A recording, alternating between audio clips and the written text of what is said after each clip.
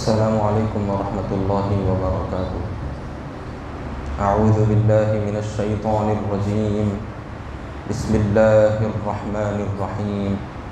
او کصیب من السماء فیہ ظلمات ورعد وبرق یجعلون اصابعهم فی آذانهم من الصواعق حذر الموت واللہ محیط بالکافرین۔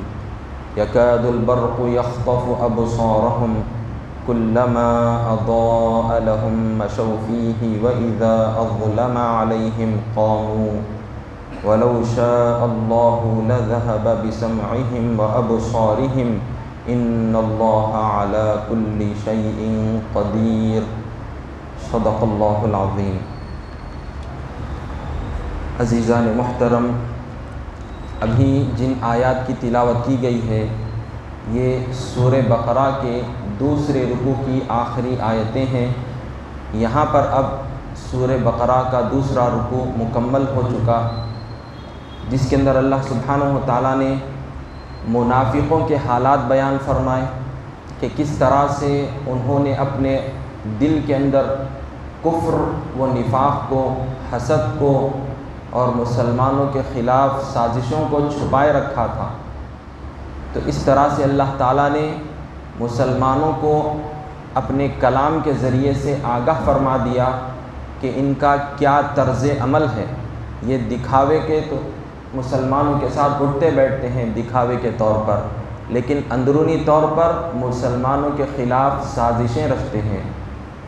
گزشتہ روز ہم نے منافقوں کے متعلق یہ چیزیں جانی کہ اللہ رب العزت نے بتلایا کہ منافقوں کا یہ حال تھا کہ جب مسلمانوں کے ساتھ اٹھتے بیٹھتے تو اچھی باتیں کہتے اور اپنے آپ کو مسلمان ظاہر کرتے، لیکن جب اپنے آقاؤں کے پاس جاتے، شیطان صفت سرداروں کے پاس جاتے تو کہتے کہ ہم تو آپ ہی کے ساتھ ہیں، ہمارا صرف مسلمانوں کے ساتھ اٹھنا بیٹھنا اسی غرض سے تھا کہ ہم ان سے کچھ معلومات حاصل کر کے اپنے سرداروں تک پہنچائیں اور مسلمانوں کو کچھ نہ کچھ نقصان پہنچائیں اور ان کا خاتمہ کر دیں۔ تو یہ باتیں وہ لوگ وہاں پر جا کر ظاہر کرتے۔ اسی طرح سے یہ منافقین مسلمانوں کا مذاق اڑایا کرتے کہ کس طرح سے ان لوگوں نے عزت کو، مال و دولت کو چھوڑ کر، اولاد کو قربان کر کے کس طرح سے یہ لوگ اسلام پر ڈٹے ہوئے ہیں، ثابت قدم ہیں۔ اس طرح سے وہ مذاق اڑایا کرتے، مسلمانوں کو بے وقوف کہا کرتے۔ تو اللہ نے بتلا دیا کہ حقیقتاً اصلاً تو یہی منافقین بے وقوف ہیں، ان کو اس کا احساس بھی نہیں ہے۔ پھر اللہ سبحانہ و تعالیٰ نے اب ان کی مثالیں بتلائی، مثال دے دے کر سمجھایا کہ ایک انسان اندھیری رات میں جنگل کی جانب نکلا ہوا ہے، اب وہ راستہ دیکھنے کے لیے اس نے آنکھ سلگائی تو تھوڑی دیر کے لیے اس کو روشنی دکھائی دی، اپنا راستہ سمجھنے کی کوشش کر رہا تھا کہ اچانک سے اس کی آنکھ بجھ گئی۔ اب وہ پھر پریشان رہ گیا کہ اب کیسا راستہ تلاش کروں۔ یہی حال منافقوں کا ہے۔ کچھ دیر وہ مسلمانوں کے ساتھ اٹھتے بیٹھتے ہوئے اسلام کی روشنی سے کچھ ان کو فائدے حاصل ہوئے تھے کہ پھر ان کے اندر جو کفر اور نفاق تھا تو اس وجہ سے پھر وہ اسلام کی روشنی سے بھی محروم کر دیے گئے، اس سے دور چلے گئے۔ اب اسی طرح سے اللہ سبحانہ و تعالیٰ نے منافقوں کے اندر بھی بعض ایسے لوگ تھے جو کٹر طور پر اپنے اندر نفاق کو چھپائے ہوئے تھے۔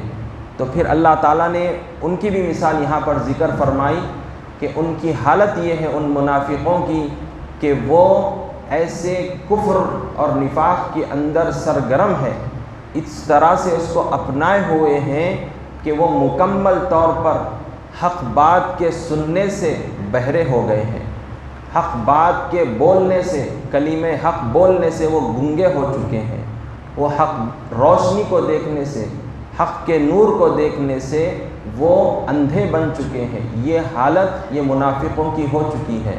اب بعض منافقین ایسے تھے کہ وہ کچھ وقت کے لیے، تھوڑے سے ٹائم کے لیے انہوں نے اسلام کو حقیقی طور پر قبول کیا تھا، کچھ وقت کے لیے۔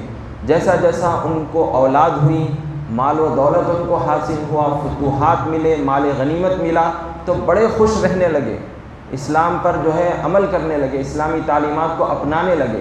لیکن جیسا ہی کوئی جنگ پیش آ جاتی یا کوئی مصیبت آ پڑتی، کوئی آفت آ جاتی، یا ان کی اولاد کا کسی کا انتقال ہو جاتا، یا ان کا مال کچھ کم ہو جاتا، تو پھر اب وہ اسلام سے پھر جاتے تھے۔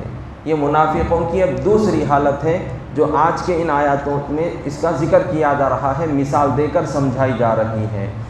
اللہ سبحانہ وتعالیٰ کا فرمان ہے او کصیب من السماء، یعنی یا ان کی مثال ان لوگوں کے جیسی ہے جن پر آسمان سے بارش برس رہی ہو، فیہ ظلمات ورعد وبرق، جس میں اندھیرے پر اندھیرا اور گرج اور بجلی ہو، یجعلون اصابعہم فی آذانہم من الصواعق حذر الموت، تو یہ کڑک سے ڈر کر موت کے خوف سے اپنے کانوں میں انگلیاں ٹھونس لیتے ہیں۔ واللہ محیط بالکافرین، اور اللہ کافروں کو گھیرے ہوئے ہے۔ یکاد البرق یخطف ابصارہم، کہ بجلی ان کی بینائیوں کو اچک لے، ان کے آنکھوں کی روشنی کو لے چلے۔ کلما اضاء لہم مشوا فیہ، جب بجلی چمکتی اور ان پر روشنی ڈالتی ہے تو وہ اس میں چلتے ہیں۔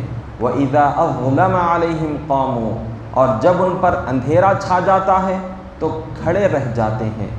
وَلَوْ شَاءَ اللَّهُ لَذَهَبَ بِسَمْعِهِمْ وَأَبْصَارِهِمْ، اور اگر اللہ چاہے تو یوں بھی وہ ان کی قوت سماعت اور بصارت کو چھین لے۔ ان اللہ علی کل شیء قدیر، بے شک اللہ ہر چیز پر قادر ہے۔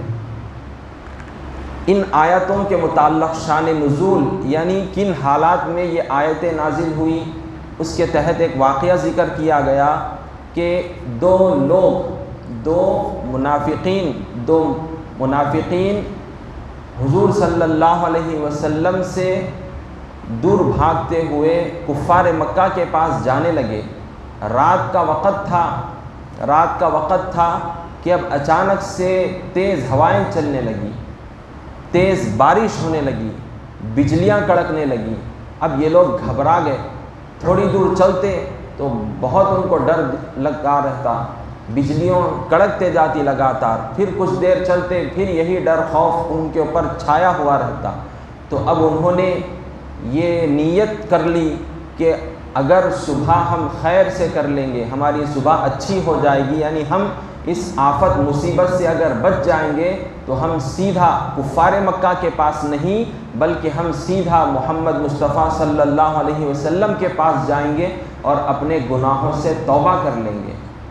تو یہی ہوا کہ وہ اس مصیبت سے، اس آفت سے بچ گئے، اور صبح ان کی خیر سے ہوئی، اور سیدھا وہ کفار کے پاس جانا چھوڑ کر سیدھا حضور کے پاس گئے اور حضور کے ہاتھ میں اپنا ہاتھ دے دیا اور توبہ کر لیے اور سچے مسلمان بن گئے۔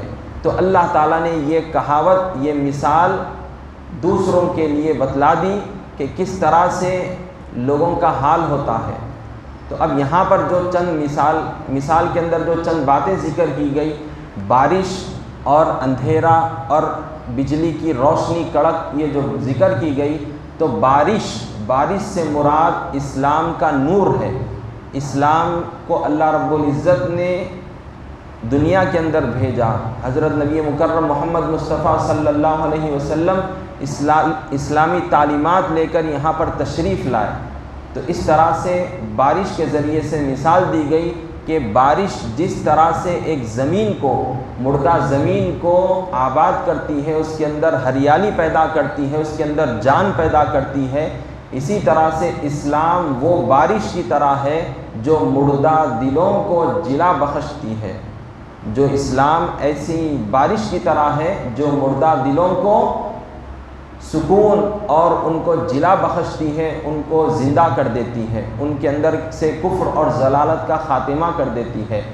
اب اندھیرا اور جو کڑک کے متعلق بتلایا گیا، جو الفاظ استعمال کیے گئے، تو اس سے مراد مصیبتیں اور آفتیں ہیں کہ کس طرح سے مسلمانوں کو تکلیفوں اور مصیبتوں کا سامنا کرنا پڑتا تھا کہ وہ جب اسلام لے آئے تو کفار مکہ نے ان کے اوپر کئی طرح کے مظالم ڈھائے، تکلیفیں دیتے تھے طرح طرح کی، کئی ساری مصیبتیں آ پڑتی تھی، لیکن مسلمان اس پر ثابت قدم رہتے تھے۔ تو یہاں پر بتلایا جا رہا ہے کہ آندھیوں سے مراد، یہ اندھیروں سے مراد یہ مصیبتیں اور آفتیں ہیں، اور بجلی کی روشنی سے مراد یہ بتلایا گیا ہے کہ مسلمانوں کو جو جنگوں میں کامیابیاں ملی، فتوحات ملے، مال غنیمت ان کے ہاتھ آیا، تو اس کے ذریعے سے ان کا فائدہ ہوتا تھا۔ تو بتلایا جا رہا ہے کہ منافقین کی یہ حالت تھی، یہ کیفیت تھی کہ جب وہ ظاہری طور پر مسلمانوں کے ساتھ اٹھنے بیٹھنے لگے، اپنے آپ کو مسلمان بتانے لگے، پھر لیکن جب کوئی جنگ پیش آتی تو وہ ڈر جاتے، وہ گھبرا جاتے، اور جب کوئی ان کو فتوحات ملتی، مال غنیمت حاصل ہوتا، تو پھر وہ تھوڑی دیر کے لیے خوش ہو جاتے، اور اس طرح کا ان کا طرز عمل تھا، لیکن حقیقی طور پر انہوں نے اسلام کو قبول نہیں کیا تھا۔ تو لہٰذا یہ لوگوں کی ایسی حالت تھی کہ حضور کے پاس آتے، اسلام کا پیغام سنتے، لیکن قرآن کریم کی جب آیاتیں ان کے سامنے پڑھی جاتی، حضور جب کوئی اچھی باتیں ان کو بتلاتے، تو وہ اپنے کانوں کے اندر انگلیاں رکھ لیتے تھے۔ کیونکہ کہیں اللہ کے کلام کا اثر ان کے دل میں نہ اتر جائے۔ تو اس طرح کا ان کا عمل تھا منافقوں کا۔ تو اب ایسے لوگ جن کا یہ عمل ہو، تو ان کو روشنی کیسے حاصل ہو سکتی ہے، ان کو حق تک کیسے رسائی مل سکتی ہے، کس طرح سے یہ لوگ کامیاب ہو سکتے ہیں۔ تو الغرض منافقوں کی یہ حالت تھی کہ انہوں نے دکھاوے کے طور پر اپنے آپ کو مسلمان بتلایا، لیکن حقیقی طور پر مسلمانوں کے خلاف تھے، اسلام کے خلاف تھے، ان کے اندر کفر چھپا ہوا تھا۔ اب یہ رکوع کے اندر یہ جو حالتیں ذکر کی گئی، اب ہم اپنے اندر بھی کچھ جھانک لیں، کہیں نہ کہیں ہمارے اندر بھی منافقوں کے جیسی بری خصلتیں پائی جاتی ہیں۔ کسی کے اندر پورے ملتے ہیں تو کسی کے اندر کچھ نہ کچھ چیزیں، برے اثرات دکھائی دیتے ہیں، جس کے لیے ہم کو اپنی اصلاح کرنا ضروری ہے، اپنا محاسبہ کرنا ضروری ہے۔ دیکھیے، ہم حق بات کو سنتے ہیں، لیکن ہماری کیفیت کیا ہے؟ ہم اس پر صحیح طور پر عمل نہیں کرتے۔ ہم اچھی باتیں ہم کو معلوم ہیں، لیکن دوسروں تک ہم اس کو صحیح طور پر نہیں پہنچاتے، بلکہ گونگے بن کر ہم بیٹھے ہوئے ہیں۔ ہمارے سامنے حق چیزیں دکھائی دیتی ہیں، لیکن ہم اس سے غفلت برتتے ہیں۔ تو یہ ہمارے اندر ایک طرح کی یہ بھی برائی پائی جاتی ہے کہ ہم بھی گنگے بن بیٹھے ہیں حق بات سے، ہم بھی جو ہے بہرے بنے ہوئے ہیں، اندھے بنے ہوئے ہیں۔ تو لہٰذا یہ ہم کو اپنی اصلاح کرنی ضروری ہے کہ ہم جب کوئی اچھی بات سنیں تو کان لگا کر سنیں، جب سچ بات بولنے کا وقت آئے برابر سچ بات بولیں، جب کوئی چیز ہم کو اپنی اصلاح کے طور پر اچھی چیز ہم کو دکھائی جائے کہ بھئی تمہارے اندر یہ غلطی ہے، تو ہم حقیقتاً اپنی غلطی کو تسلیم کریں، اس سے آنکھیں بند نہ کر لیں، اندھے نہ بن جائیں۔ تو یہ منافقوں کی خصلت ہے جو اندھے بن جاتے ہیں جب ان کو اچھی چیز بتلائی جاتی ہے، حق بات ان کو بتلائی جاتی ہے۔ تو یہ ہم کو اپنے اندر سے بری خصلت کو ختم کرنا ہے۔ اسی طرح سے منافقوں کی یہ حالت تھی، یہ کیفیت تھی کہ وہ مسلمانوں کا، صحابہ کرام کا مذاق اڑایا کرتے تھے۔ بعض ہمارے اندر ایسے بھی لوگ پائے جاتے ہیں جو اللہ والوں کا، اہل علم کا مذاق اڑاتے ہیں، بلکہ ان کو معمولی سمجھتے ہیں، کمتر سمجھتے ہیں، علماء کی صحیح طور پر عزت نہیں کرتے۔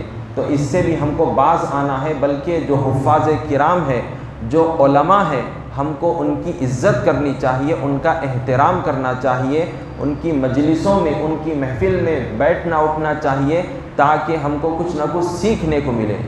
تو یہ چیز بھی ہمارے اندر جو خرابی پائی جا رہی ہے، علماء کی ہم عزت صحیح طور پر نہیں کرتے، یہ ہم کو اصلاح کرنے کی ضرورت ہے۔ اسی طرح سے منافقوں کی یہ حالت تھی جس کے اندر اللہ سبحانہ و تعالیٰ نے بتلایا کہ یہ فسادی تھے، فساد پھیلانے والے تھے، لڑانے والے تھے۔